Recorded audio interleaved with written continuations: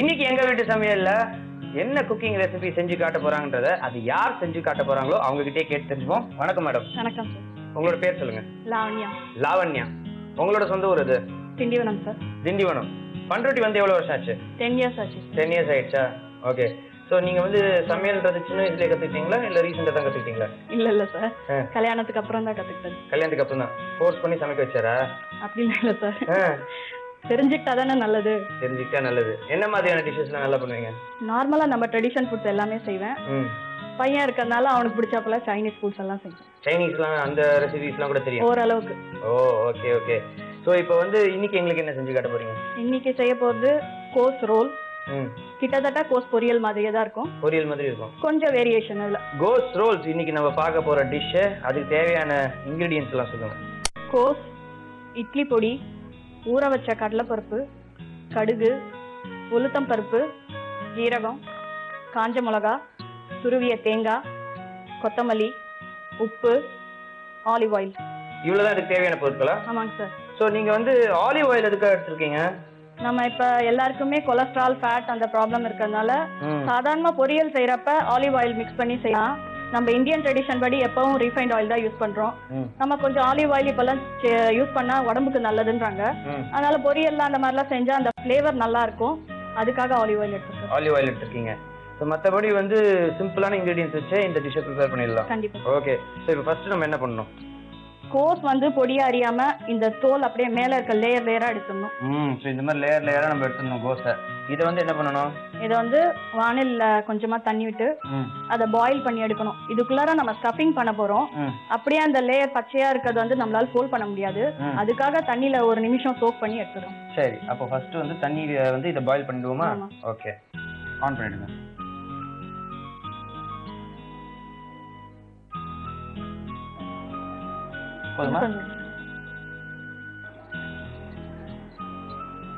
So இது நல்லா கொதிக்கணும் இல்லையா? ஆமாங்க சார். அதுக்குள்ளார இதுக்கு தேவையான ஸ்டஃபிங்கை நம்ம அரைச்சிக்கலாம். மிக்ஸில அரைச்சிக்கலாம். ஓகே, இப்போ நம்ம ஃபர்ஸ்ட் அதுல என்ன ஆட் பண்ணணும்? ஊற வச்ச கடலைப்பருப்பு. கடலைப்பருப்பு எவ்வளவு நேரம் ஊற வச்சிருக்கீங்க? ஒரு 1/2 hour போதும் சார். இருக்கு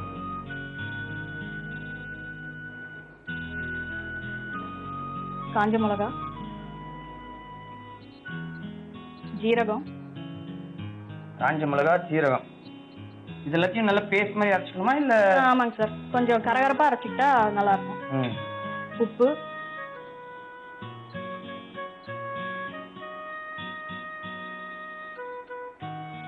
துருவிய தேங்காய்,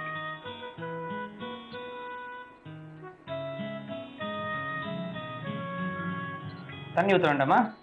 ஒரு தடவை அரைச்சிட்டு அதுக்கப்புறம் தண்ணி ஊற்றி.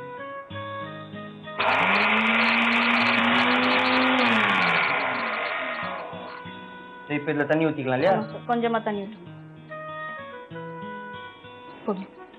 இப்ப இந்த தண்ணியும் நல்லா சூடாயிடுச்சு. கோஸை போட்டுலாமா? ஆமாங்க சார்.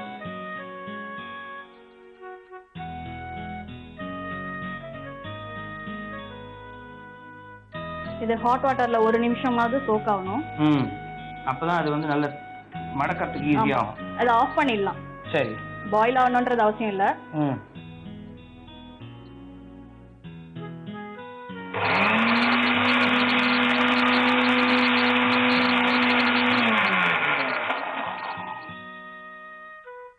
இன்னும் கொஞ்சம் அரைக்கணுமா? ஆமா சார்.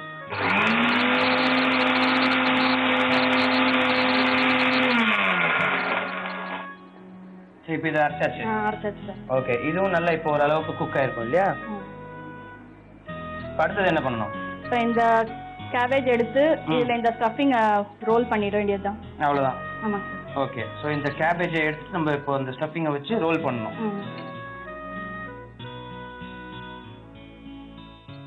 இந்த கேபேஜுக்குள்ளார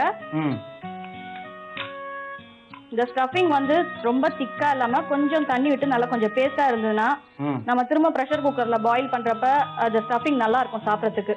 இல்லாட்டி கேக் மாதிரி ரொம்ப கட்டியா இருக்கும். அப்போ வந்து நல்லா இருக்காது. சாஃப்டா இருந்தாதான் சாப்பிடறதுக்கு பிடிக்கும். இப்ப இதுல அப்ளை பண்ணிட்டு நார்மலா ரோல்லாம் நம்ம எப்படி பண்ணுவோமோ அதே மாதிரி ரோல் பண்ணிடுறது. இப்ப இத கட்டுறதுக்கு பாயில் பண்றதுக்கு கட்டி விட்டாதான் ரிமூவ் ஆகாம இருக்கும். அதுக்கு நூல் தேவை. ஓ, அதுக்குதான் நூலா? நீங்க பூ கட்ட போறீங்கன்னு நினைச்சேன்.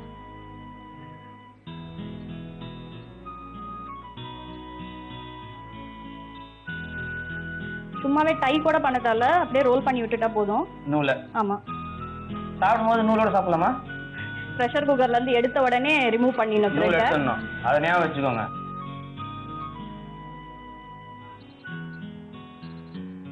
ஸோ இதை வந்து நம்ம ஸ்டீம் பண்ணியோம் இல்லையா? ஆமாங்க சார்.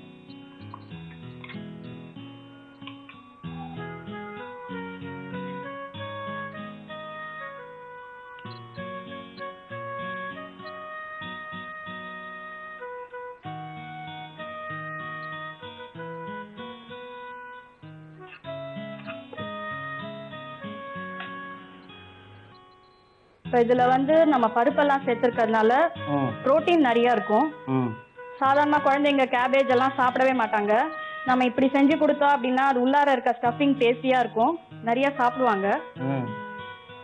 ஸோ ஹெல்த்துக்கு வந்து ஹெல்த் ஆச்சு. குழந்தைங்களை வந்துட்டு இந்த மாதிரி வித்தியாசமா கொடுத்தோம் நம்ம வந்து. சாதாரண பொரியல் அப்படின்னா நம்ம பொடியா அரிஞ்சு அந்த மாதிரி தான் செய்வோம். ஆமா. இப்போ இந்த மாதிரி ஸ்டஃபிங்லாம் செஞ்சோன்னா என்னமோ ரோல் பண்ணியிருக்காங்க நல்லா இருக்கு அப்படின்றதுனால சாப்பிடுவாங்க. இங்க வச்சிருக்கிற இட்லி பொடி எதுக்கு? இது கடைசியா ப்ரெஷர் குக்கர்ல ஸ்டீம் பண்ண பிறகு திரும்ப இதை பொடியா அரியணும். ஓ, இவ்வளோ பெருசா இருந்தா சாப்பிட முடியாது, அதை ஹாஃபா கட் பண்ணிட்டு கொஞ்சம் ஸ்பைசியா வேணும் அப்படின்றவங்க மேல ஸ்ப்ரெட் பண்ணிட்டு போட்டுருவோம். சோ இப்போ வந்து ப்ரெஷர் குக்கர் அந்த ஸ்டீமரை வச்சிடலாமா? ஆமாங்க சார். இப்போ இந்த ப்ரெஷர் குக்கர்ல இதை அப்படியே வச்சு பாயில் பண்ணிட வேண்டியதுதான். எவ்வளவு நேரம் ஆகும்? 10 minutes ஆகும் சார். இது நல்லா பாயில் ஆனாதான் மேல இருக்க லேயர் வந்து சாஃப்டா இருக்கும். நம்ம அவசரப்பட்டு எடுத்துட்டோம் அப்படின்னா சாப்பிட்றப்ப கடிக்கிறாப்புல இருக்கும். ஸோ அது வந்து 10 minutes நல்லா ஆகணும். 10 minutes ஆயிடுச்சு, நல்ல ஸ்மெல் வந்துட்டு இருக்குங்க. இப்போ வந்து இதை இந்த லிட்டை ஓப்பன் பண்ணிட்டு நம்ம குக் ஆயிடுச்சுன்னு பார்ப்போமா? ஆமாம். இப்போ நல்லா கலரே சேஞ்ச் ஆயிருக்கு. ஆமா, அதனால மேல இருக்க லேயர் வந்து நல்லா சாஃப்ட் ஆயிருக்கும். சரி, இப்போ வந்து நம்ம ஆஃப் பண்ணிடலாம். ஆஃப் பண்ணிட்டு இதை எடுத்து கட் பண்ணிடணும். அந்த த்ரெட் எல்லாம் ஞாபகமா ரிமூவ் பண்ணிடணும். த்ரெட் எடுத்துட்டு அதை பீஸா கட் பண்ணிடணும். ஓகே, எடுத்துருங்க.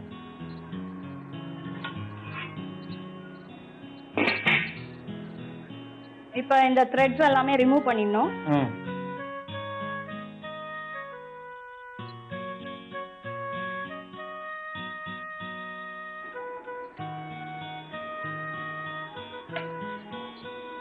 இப்போ இது பீஸா கட் பண்ணிடலாம். ரொம்ப பீஸா வேண்டாம், ரொம்ப மெதுவா கட் பண்ணணும். இந்த ரோல் வந்து வெளியில வராம இருக்கணும், ஸ்டஃபிங் உள்ளார இருக்குது. சோ பார்த்து கட் பண்ணணும். ஆமா, பசி அவசரத்துல இஷ்டத்துக்கு கட் பண்ணிட கூடாது. 10 நிமிஷம் நம்ம பாயில் பண்ணதுனால ஸ்கின் நல்லா சாஃப்டா இருக்கும். அப்படி சாஃப்டா இருந்தா தான் நம்மளால சாப்பிட முடியும், இல்லாட்டி ரொம்ப பச்சையா இருக்கும். சரி, இப்போ இதை வந்து பீஸா கட் பண்ண பீஸ் வந்து நம்ம ஃப்ரை பண்ணணும். சரி. இப்போ வந்து ஆலிவ் ஆயில் எவ்வளவு போடணும்? கொஞ்சமா சார், ரொம்ப அதிகமாலாம் வேண்டாம், போதும். கடுகு,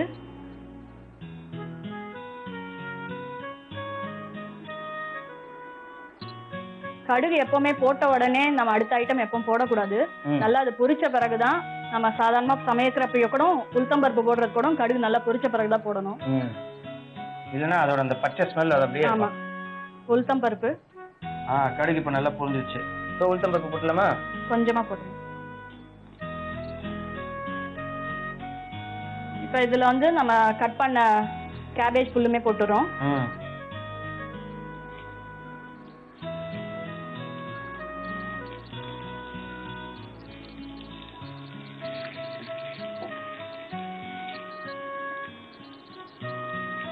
இது ரொம்ப வந்து நம்ம ஹேண்டில் வச்சு யூஸ் பண்ணக்கூடாது. உள்ளார இருக்கிறதெல்லாம் வெளியில ஸ்டஃபிங் வரக்கூடாது. நல்லா ஷேக் பண்ணி கொஞ்சம் நேரம் விட்டுட்டு அதுக்கப்புறம் கொஞ்சம் இட்லி பொடி இது வேணும்ன்றவங்க போடலாம், இல்லாட்டி இது அப்படியே கூட விட்டுடலாம். கொத்தமல்லி போட்டு தேங்காய் போட்டு விட்டுடலாம். இது இட்லி பொடி போட்டா கொஞ்சம் ஸ்பைசியா இருக்கும். குழந்தைங்க சாப்பிடறதுனா கொஞ்சம் கம்மியா இருக்கிற காரமா போட்டுக்கலாம். சரி. சோ இது ரெடி. இப்போ நம்ம வந்து கொஞ்சமா தேங்காய் கொத்தமல்லி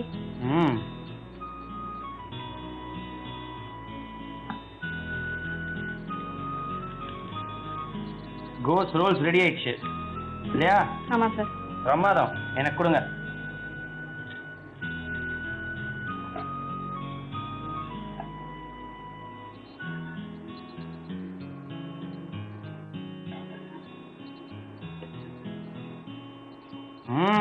பார்க்கறதுக்கே பிரமாதமா இருக்குங்க.